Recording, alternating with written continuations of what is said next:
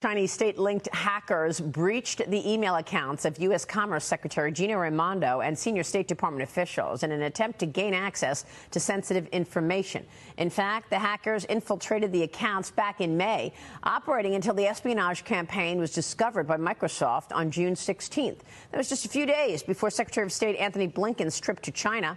So we found out about this, and Blinken still went to China and then followed up and sent Janet Yellen to China.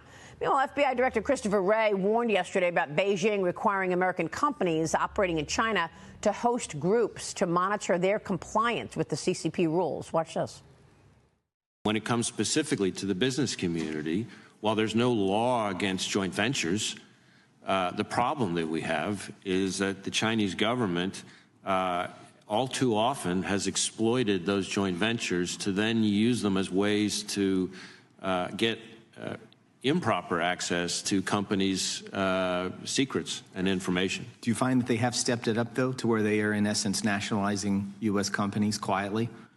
In a variety of ways. I hadn't really thought of using that term, but I think you're onto a very important point. Yes, and we've talked about this so much. Rob, replicate, replace is the strategy John Ratcliffe has told me Beijing follows. Rob, replicate, and replace foreigners.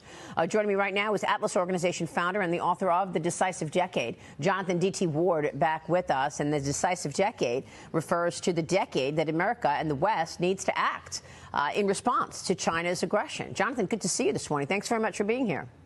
Good morning, Maria. Good Let's talk first about this hack. And Chinese hackers breached email of Gina Raimondo, the Commerce Secretary. They spied on Secretary of State Antony Blinken.